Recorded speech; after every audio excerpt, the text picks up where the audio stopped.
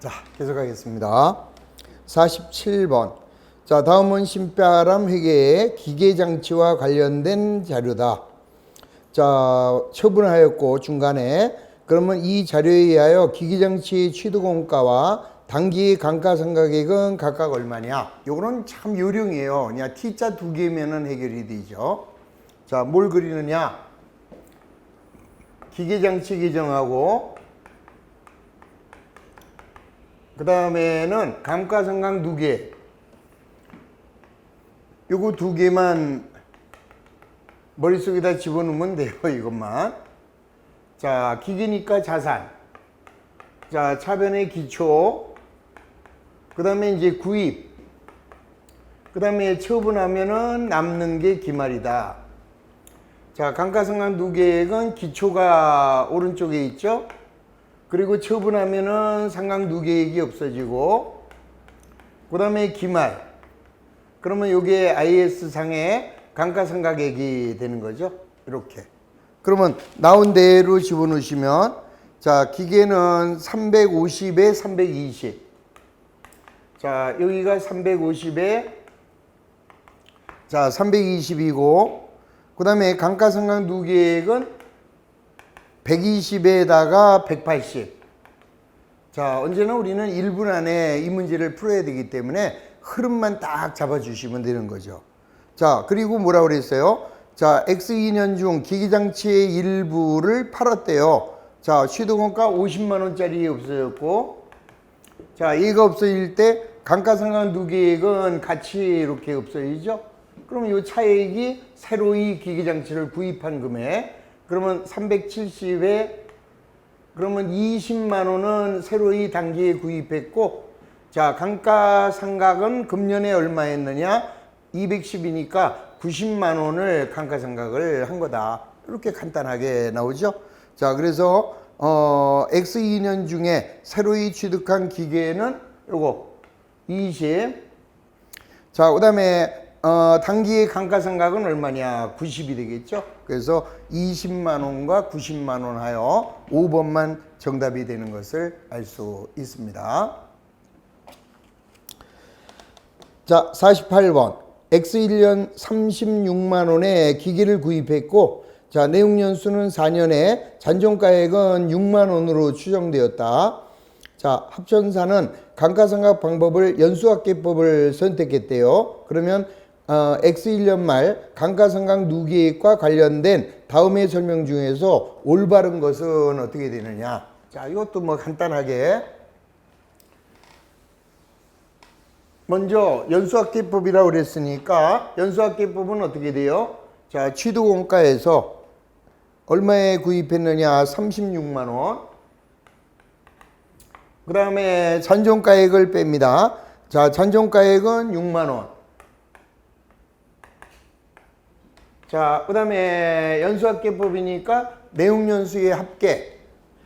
자, 내용연수는 4년이니까 1, 2, 3, 4 하면은 10년이 되겠죠? 자, 그 중에서 이제 최초 연도니까 X1년 말에는 10분의 4 이렇게 되겠죠? 그러면은 자, 요게 얼마야? 36만원에서 6만원을 빼면 30만원이고, 그러면은 12,000원이 되나요? 자, 12만원이 되나요? 자, 30만원 곱하기 4 나누기 10 하면은, 자, 연수합계법은 X1년에 감가상각비가 12만원이 나오게 되죠. 자, 먼저 이중체감법보다 5만원이 더 적다. 자, 이중체감법은 어떻게 구해요? 미상각액에다가 정해진 비율을 곱하는 게 이중체감법입니다. 그러면 36만원이 미상각액이고, 그 다음에 이때 정률은 어떻게 돼요? 자, 이중체감법은 정해법의 2배죠. 배법. 그러면 지금 정해법은 내용연수가 4년이래요. 내용연수 4년이면 25%, 4분의 1이 되죠. 그러니까 이렇게 n분의 1의 2배. 그러면 4분의 1의 2배니까 50%가 되네요. 정률은. 그러면은 이중체감법으로 하면은 자, 18만 원이 감가상각비가 되죠. 그러면은 이중채납법보다는 6만 원이 적은 거죠. 5만 원이 적은 것이 아니라. 자, 그 다음에 정해법보다는 6만 원이 더 적다. 자, 정해법. 자, 정해법은 내용연수분에 자, 취득원가 마이너스 잔존가액. 그러면 30만 원을 4년. 자, 30만 원을 4년. 그러면 정해법으로 하게 되면은 7만 5천 원이 정해법이죠.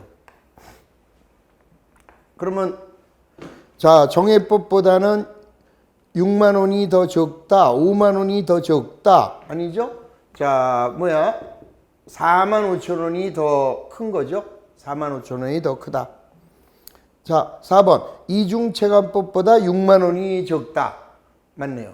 이중채권법은 18만 원인데 자, 12만 원이 연수학계법이니까 이중채권법보다 6만 원이 적다가 정답. 이렇게 해서 개념만 잘 정리해 놓으시면 됩니다. 자, 49번.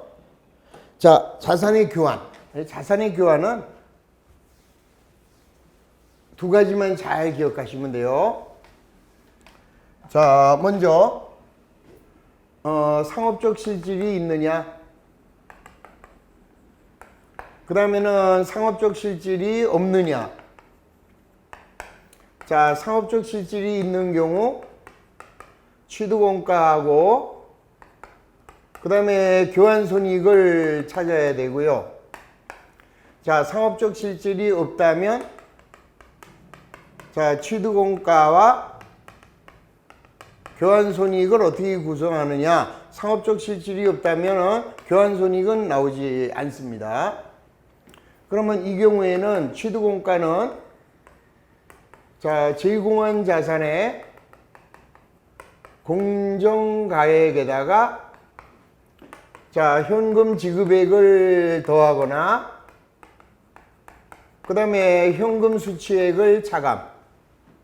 자, 교환손익은 제공한 자산의 공정가액하고 그 다음에 제공한 자산의 장부 금액을 비교하면 되는 거죠. 공정가액과 제공한 자산의 공정가액과 장부가액을 비교하면 돼요. 제공한 자산. 그 다음에 상업적 실질이 없다. 이때는 제공한 자산의 장부가액에다가 현금 지급액을 더하거나 그 다음에 현금 수취액을 마이너스하면 요게 끝이에요. 요것만 자, 자산의 교환에서는 요 두 가지만 잘 기억하시면 끝. 자, 보겠습니다. 먼저 문제를 보면은 상업적 실질이 없대요. 그러면 상업적 실질이 없다. 요거죠. 그럼 제공한 자산의 장부 금액만 찾아봅니다. 자, 보유하고 있는 컴퓨터의 장부 금액은 20. 자, 거기다가 현금을 줬나요? 예, 2만 원을 현금으로 줬네요. 자, 그러니까 요거 더하면 자, 정답은 22만 원이 교환으로 취득한 컴퓨터의 취득원가가 된다. 상업적 실질이 없을 때는 자, 제공한 자산의 장부가액에다가 현금 지급에 요것만 더해주면은 끝. 자, 50번. 주몽상사는 사용하던 차량과 기계를 교환했습니다. 그러면 요거는 상업적 실질이 있겠네요. 우리 일반적으로 상업적 실질이 있다 그러면은 이종 자산의 교환이고 상업적 실질이 없다면은 동종 자산의 교환이죠. 그래서 문제를 딱 봐도 얘는 상업적 실질이 있는지 없는지를 바로 찾아낼 수 있습니다. 자, 그 다음에 뭘 물어봤어요? 상업적 실질이 있다. 이 교환거래에서 취득하는 기기장치의 취득원가 이거 물어봤죠? 그러면 제공한 자산의 공정가액을 먼저 찾아줍니다. 자, 공정가액은 얼마야? 자, 제공한 자산의 공정가액은 230. 자, 230이고요. 여기에서 현금을 170만 원을 추가로 줬네요. 자, 170을 추가로 줬으니까 자, 이게 취득원가는 자, 400만 원이 될 거다. 이렇게 해서 개념만 좀 잘 찾아주시면은 수월하게 정리할 수 있습니다. 자, 넘어가시고 그 다음에 만약에 이 문제에서 교환 손익을 물어볼 수 있어요. 그러면은 먼저 자, 제공한 자산의 공정가액은 여기 230이고요. 자, 제공한 자산의 장부 금액은 얼마가 돼요? 350에서 감가상각 누계액이 150이었다. 그러면은 장부 금액은 200이 되는 거죠. 그러면 장부 금액보다 공정가액이 더 커요. 그러면은 처분이익이 30만 원이다. 이렇게 찾아내시면 되는 거죠. 그래서 물어보는 게 요거 세 개만 잘 머릿속에서 정리해 놓으시면은 수월하게 답할 수 있습니다. 자, 51번. 12월 말 결산법인인 주식회사 한국은 자, 10월 1일 날 상환 의무가 없는 정부 보조금을 수령하여 기계를 취득해서 사용을 했다. 자, 그러면은 X1년 말 현재 재무상태표에 기기장치의 장부 금액은 얼마냐? 자, 이건 요령입니다. 정부로부터 보조를 받았을 때는 그 돈은 빼고 계산하면 그냥 간단하게 답이 나와요. 자, 볼까요? 자, X1년 10월 1일 날 얼마에 취득했어요? 자, 1,000만 원에 취득을 했는데 얼마를 보조받았느냐? 80을 보조받았잖아요. 그러면은 자, 1,000만 원에 취득을 했는데 정부 보조를 80만 원 받았으니까 자, 취득원가는 920으로 보시면 된다. 자, 내용연수는 10년, 잔존가치는 없대요. 그러면 X1년 말 현재 재무상태표의 기기장치의 감가상각은 어떻게 되겠느냐? 자, 우선 내용연수분해. 자, 내용연수는 10년. 그 다음에 취득원가는 920이죠. 자, 마이너스 잔존가액은 없대요. 그러면 1년에 92만 원이 값어치가 떨어지죠. 근데 문제는 언제 샀느냐? 10월 1일 날 취득을 했잖아요. 그러면 3개월만 감가상각이니까 자, 12분의 3. 자, 이렇게 계산하시면 92만 원 곱하기 3 나누기 12하여 23만 원의 값어치가 떨어졌죠. 그럼 우리 아까 920에 취득했는데 23만 원의 값어치가 떨어졌으니까 얘 장부 금액은 자, 897만 원인가요?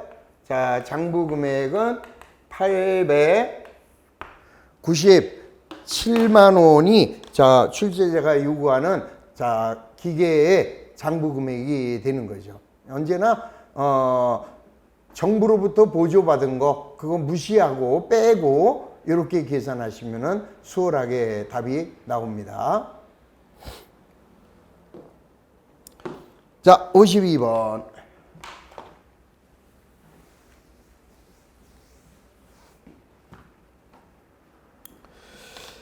자, 주식회사 신바람은 X1년 1월 1일 날 차량을 400만 원에 취득하였고 자, 내용연수는 5년에 잔존가치는 없대요. 정해법으로 상각.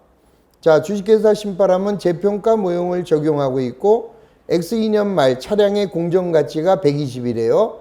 자, 재평가 손익을 인식할 때 감가상각 누계액과 총 장부 금액을 비례적으로 수정하는 방법을 사용한대요. 그러면은 자, 이건 뭐예요, 이제? 자, X1년 1월 1일 날 차량을 400만 원에 취득. 뭐 현금으로 샀다고 치고. 자, 그러면 12월 말일 날 자, 감가상각을 하겠죠?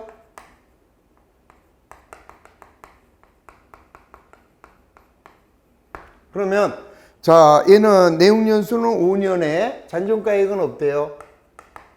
그러면 400만 원 잔존가액 없으니까 1년에 80만 원씩이 상각이 됩니다. 그러면 80, 80. 자, X2년 말에, 그러면 한 년 더 해야죠. 자, 감가상각비 80. 자, 감가상각 누계액은 80.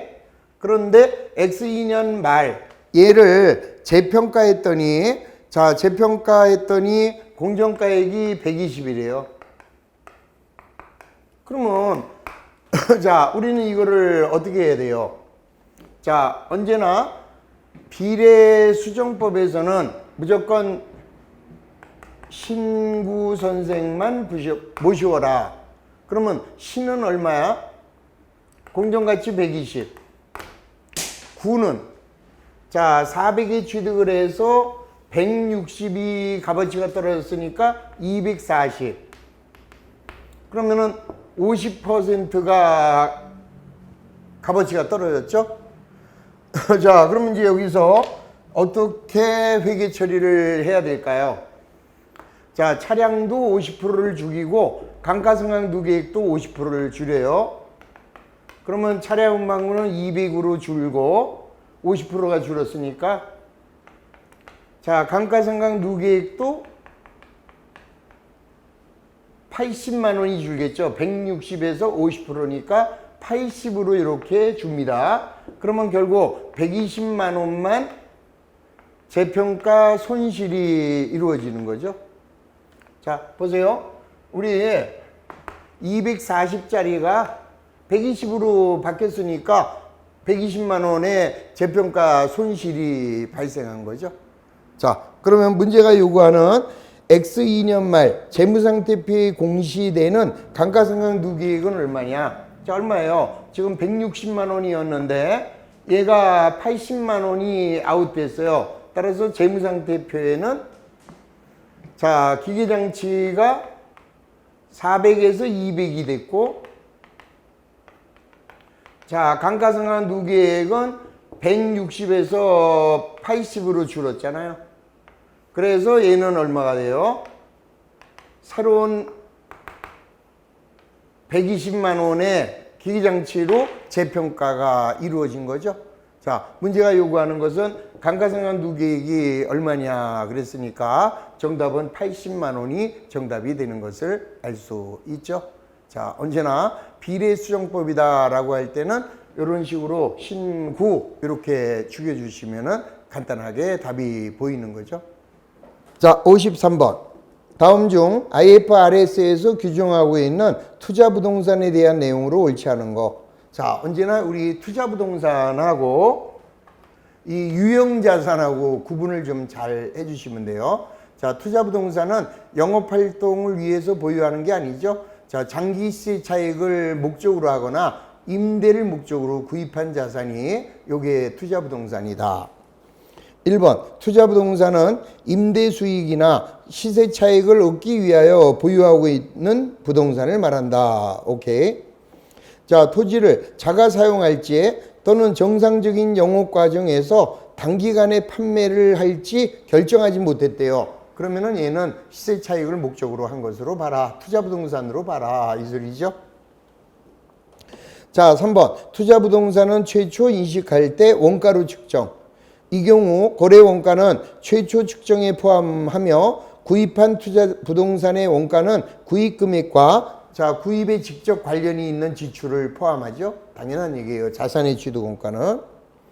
자, 4번 투자 부동산의 경우에는 원가 모형과 공정가치 모형 중 하나를 선택하여 모든 투자 부동산에 적용한다. 중요한 말이죠.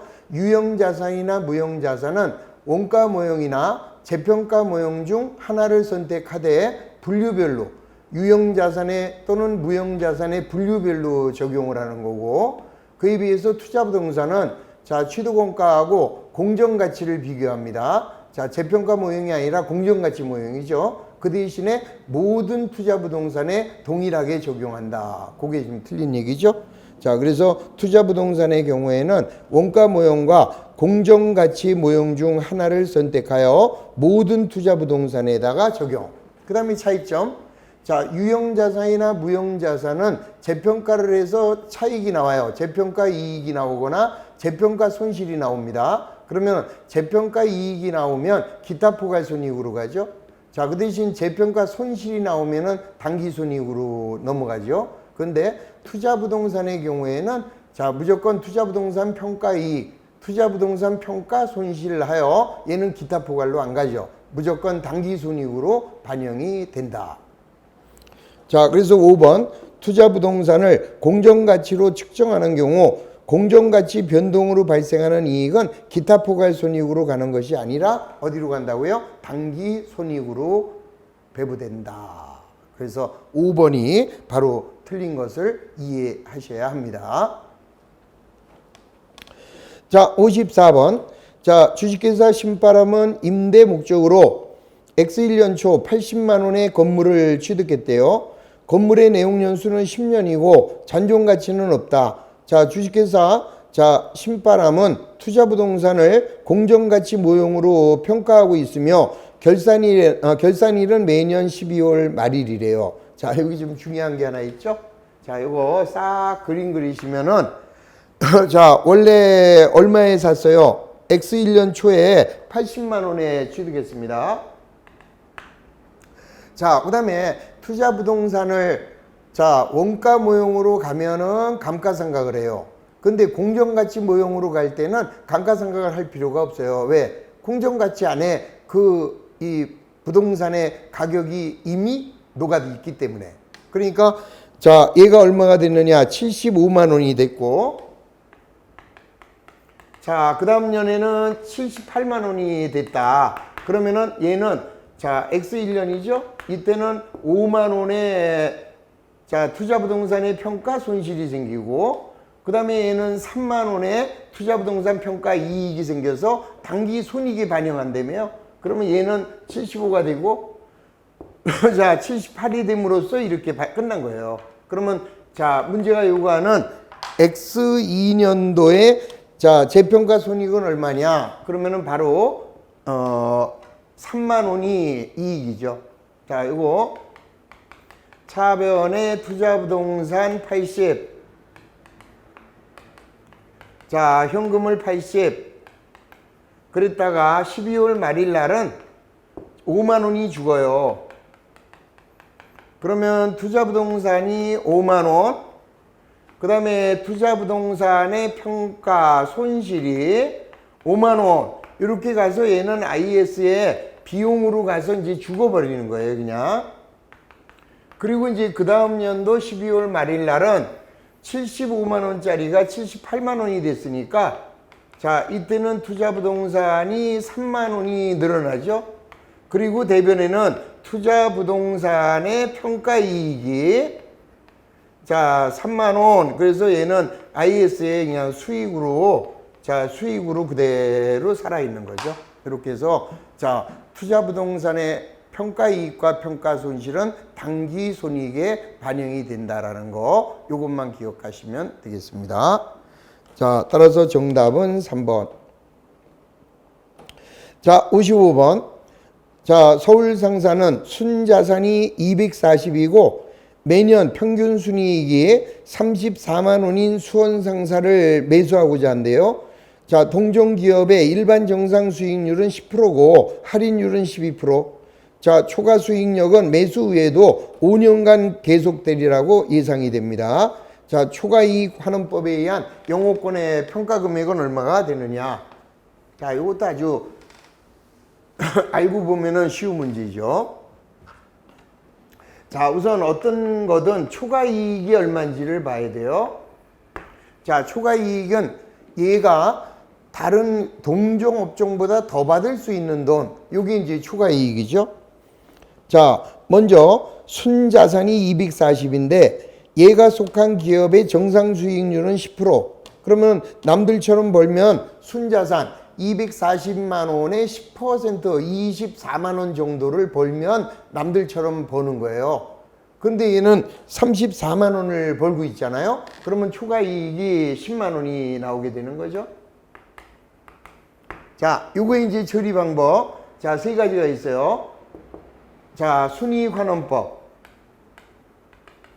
자, 순이익환원법은 요 초과이익 10만 원을 정상이익률로 나눠주시면 되죠. 그럼 지금 조금 아까 정상이익률이 10%다라고 했기 때문에 순이익환원법이면은 영업권 평가액은 100만 원이 되겠죠. 자, 그 다음에 연매법. 자, 연매법은 초과이익 10만 원이 얼마나 지속이 되느냐, 지속연수. 자, 우리 아까 5년간 더 지속이 된다네. 그러면은 연매법은 50이 되겠죠. 그 다음에 초과이익환원법. 자, 초과이익환원법은 자, 할인율 분의 자, 초과이익이 됩니다. 그러면 초과이익은 10만 원이고 여기 할인율은 12%. 그러므로 자, 10만 원을 0.12로 나눠주면 자, 83만 3,333원이 초과이익환원법에 의한 영업권 평가액이다. 자, 그러면 이 문제에서는 초과이익환원법에 의한 영업권 그랬으니까 답은 833333이 되는 거죠. 자, 그래서 정답은 자, 4번이 정답이 되는 것을 알 수 있다. 자, 56번. 다음 중 충당부채와 우발부채와 우발자산과 관련된 회계기준서의 내용으로 옳지 않은 것이다. 자, 이것도 이제 우리 언제나 충당부채와 우발부채를 자, 구분하는 가장 쉬운 방법은 뭐예요? 먼저 발생 가능성이 높다. 그 다음에 금액을 신뢰성 있게 측정 가능하다. 자, 그 다음에 신뢰성 있게 측정하기가 곤란하다. 그 다음에 이제 발생 가능성이 어느 정도 있다.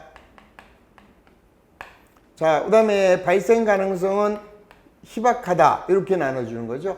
그러면 발생 가능성이 높으면서 금액을 신뢰성 있게 측정할 수 있을 때 그때는 충당부채로서 재무제표 본문의 표시.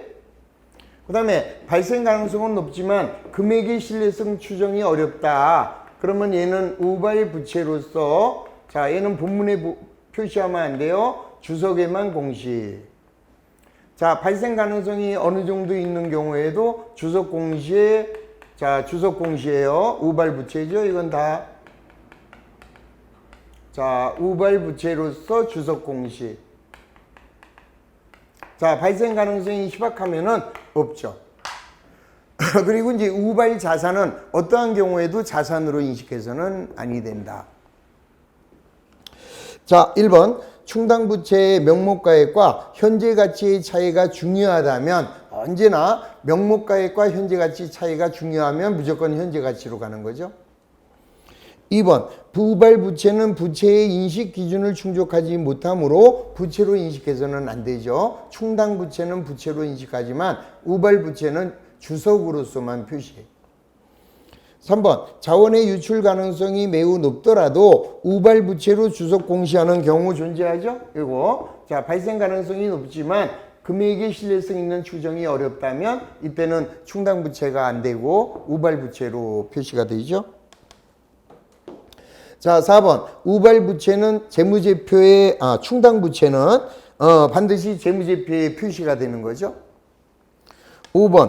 우발자산은 미래에 자산으로 확정되기 전이라도 자산으로 인식할 수 죽어도 없는 거죠. 그래서 5번이 완벽하게 틀린 것을 알 수 있습니다. 자, 그래서 56번에서는 5번만 잘못되었다. 자, 다음에는 57번 들어갑니다. 자, X1년에 영업을 개시한 천수상사는 신제품을 3년간 보증 판매하고 있고, 자, 동종업계의 과거 경험에 따르면 보증 비용은 매출했을 때 2%, 다음 연도에 4%, 마지막 해에 6%를 추정한대요. 그럼 어렵게 생각하지 마시고, 자, 우리는 물건을 매출할 때마다 2%, 4%, 6%, 총 12%의 충당부채를 만들어주면 되는 거죠. 자, 그러면은 X1년도에 10만 원, X2년도에 20만 원, X3년도에 30만 원. 그러면 퉁 치세요, 그냥. 그러면 60만 원인데 12%. 그러면은 7만 2천 원의 충당부채를 세우는 거죠. 자, 7만 2천 원을 세워놨는데 실제로 지급한 보증비용은 얼마 나갔어요? 3만 원이 나갔네. 그러면은 얼마가 남아있다? 4만 2천 원이 충당부채로 남아있는 것을 알 수 있죠. 이 원래는 연도별로, 그러니까 X1년도에 자 10만 원에 12%, 그러면 판매 보증비 얼마예요? 10만 원에 12%니까 12,000원. 그 다음에 대변에는 판매 보증 충당 부채 12,000원 이렇게 만들어 놨다가 실제로 4,000원이 없어지잖아요. 그러면 판매 보증 충당 부채가 없어지면서 대변의 현금 이렇게 해서 죽이는 거죠. 얘가 판매 보증 충당 부채가 4,000원 이렇게 없어집니다. 그리고 얘는 뭐 현금으로 지급이 됐겠죠. 그러면 이제 충당 부채는 8,000원만 남아 있는 거잖아요. 그 다음에 X2년도에 또 20만 원을 매출했으면은 이번에는 24,000원을 세워야 되잖아요. 그럼 판매 보증비 24,000원. 그럼 판매 보증 충당 부채 24,000원 이렇게 만들어야죠. 그럼 아까 8,000원이 있는데 여기에 24,000원이 들어왔으니까 32,000원이 있는 거죠. 그 상태에서 6,000원이 또 빠져나갑니다. 그러면은 자, 판매 보증 충당 부채가 6,000원. 자, 현금이 6,000원. 그러면은 26,000원이 남아 있는 거잖아요. 자, 그 상태에서 또 X3년도에 30만 원이 만들어졌습니다. 그러면 30만 원에 12%면 36,000원이 만들어지는 거죠. 자, X3년도에 판매 보증비가 36,000원. 자, 판매 보증 충당 부채가 36,000원. 그러면 자, 아까 얼마예요? 이게 32,000원에서 36,000원이면 72,000원이 있는데 거기서 2만 원이 어떻게 됐어요? 자, 다시 한번 계산하시면 원래가 10만 원이었다. 그러면 12,000원. 그럼 여기서 8,000원이 있고, 자, 8,000원이면은 요게 32,000원이니까 32,000원에서 얼마 없어졌어요? 26,000원이 없어진 거죠? 자, 아니지. 32,000원에서 6,000원. 그럼 이제 26,000원이 없어졌고, 26,000원에 다시 36,000원이니까 62,000원이 있는 거죠? 62,000원이 있는데 2만 원이 빠져나갔잖아요. 그러면 남는 게 42,000원이다. 뭐하러 이렇게 하느냐 이러지 말고 그냥 퉁 쳐라 이 소리죠. 자, 퉁 치면은 총 매출액은 60만 원.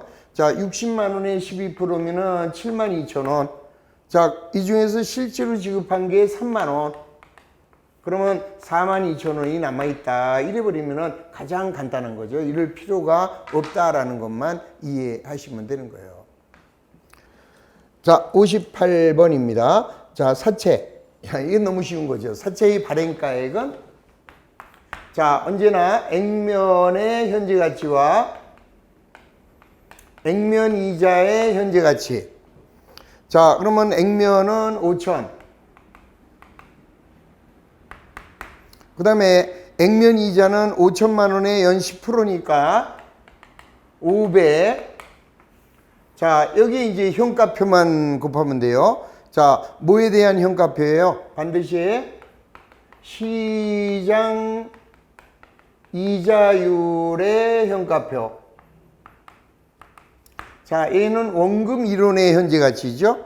그러면 자, 시장 이자율이 지금 몇 프로 나왔습니까? 시장 이자가 12%짜리. 그럼 거기 12%짜리니까 0.7118. 자, 그 다음에 연금의 현가 계수는 2.4018. 이러면 끝났죠? 자, 그러면은 5천만 원에 0.7118. 그러면 얘는 3,559만 원이고, 자, 얘기는 500만 원에 2.4018 하면은 1200만 9천 원.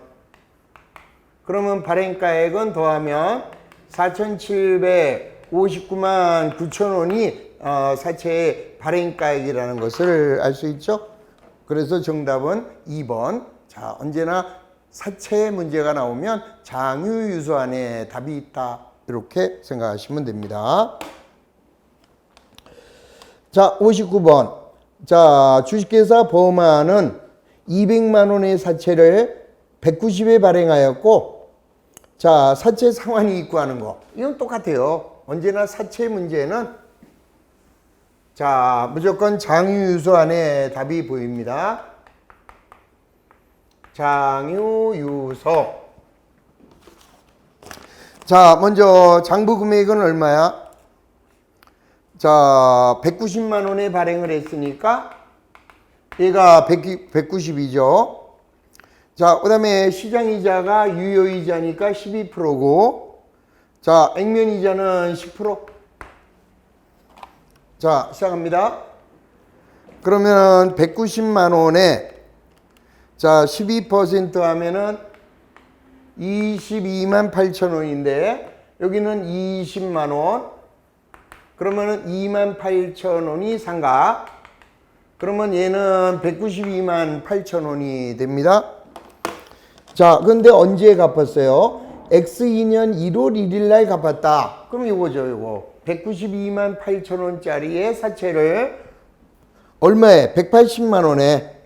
자, 180만 원에 상환을 하면 뭐야, 덜 줘도 한참 덜 줬죠? 얼마 덜 줬나요? 12만 8천 원을 적게 주고 갚았으니까 자, 여기서 뭐가 나와요? 사채의 상환이익이 바로 발생하게 되는 거죠. 그러니까 언제나 사채의 중간상환은 중간상환일까지의 장부금액을 장유유서에 의해서 그리시고, 자, 그리고 이제 찬찬히 생각하시면 바로 답이 나오는 거죠. 자, 60번. 복잡기업은 X1년 액면 만원, 배당률 10%인 누적적 참가적 우선주 천주와 자, 액면가액 만원의 보통주를 2000주를 발행하여 설립하였다. 자, 복잡기업은 X1년과 X2년에 우선주에 대하여 배당을 못했대요. 그러면 X3년도에 자, 복잡기업은 620만 원을 배당하려고 한대요. 자, 이 경우 보통주에게 배당할 금액은 얼마가 되느냐. 자, 요거는 이제 우리가 자, 먼저 우선주 자본금하고 자, 먼저 보통주 자본금을 먼저 구해 봅니다. 그러면은 자, 액면 만원짜리 자, 1000주 우선주가 그러면은 얘는 1000만 원이네요. 그 다음에 보통주는 액면 만원짜리 자, 2000주네요. 그럼 보통주의 자본은 2000. 그 다음에 복잡기업은 X1년과 X2년도에 배당을 못했대요. X2년도에 대해서 우선주에게 배당을 못했다. 그럼 당연히 보통주도 못하는 거죠. 자, 근데 지금 X3년에 얼마를 배당하려고 하느냐? 620만 원을 배당하겠대요. 자, 620만 원을 배당을 하는데 자, 우선 이 우선주는 누적적 우선주다. 그 얘기는 뭐야? X1년에 못 받은 거하고 X2년에 못 받은 거를 X3년에 받아야 되는 거죠. 그러면 자, 1000만 원인데 1000만 원의 배당률은 10%라고 그랬죠, 아까? 그러면 100만 원. 그러면 여기서 100만 원, 여기서 100만 원, 그러면 200이잖아요. 거기다가 금년거 100만 원. 그러면 이게 300만 원이 오겠죠? 보통주는 이미 지난 거는 아웃. 그러면 2천만 원에 대해서 10%니까 X3년도 200만 원은 받겠죠? 요게 이제 X3년도에 배당을 받는 금액. 그러면 이제 300, 200이면은 500이 끝났습니다. 그러면 남는 게 120이 남았어요. 자녀 지분. 자, 참가적 그러면 이것도 같은 비율로 논하겠다 이 소리고, 비참가적이면 이게 전부 다 보통주에게 귀속이 되는 거죠. 근데 여기는 뭐라고 그랬습니까? 참가적. 그러면은 요 120만 원을 저 자본의 비율로 3분의 1, 3분의 2 이렇게 되겠죠? 자, 3분의 1이 우선주, 3분의 2가 보통주. 그러면 요로 40, 요로 80 이렇게 되겠죠? 그래서 X3년도에 보통주가 배당받을 수 있는 금액은 280이고 우선주가 받을 수 있는 금액은 340만 원이 되는 것을 알 수 있죠? 자, 그래서 이 경우 보통주에게 배당할 금액은 얼마가 되느냐? 자, 5번 280만 원이 보통주에게 귀속되는 배당금이 된다라는 것을 알 수 있죠. 자, 이렇게 해서 알고 보면 쉬운 겁니다.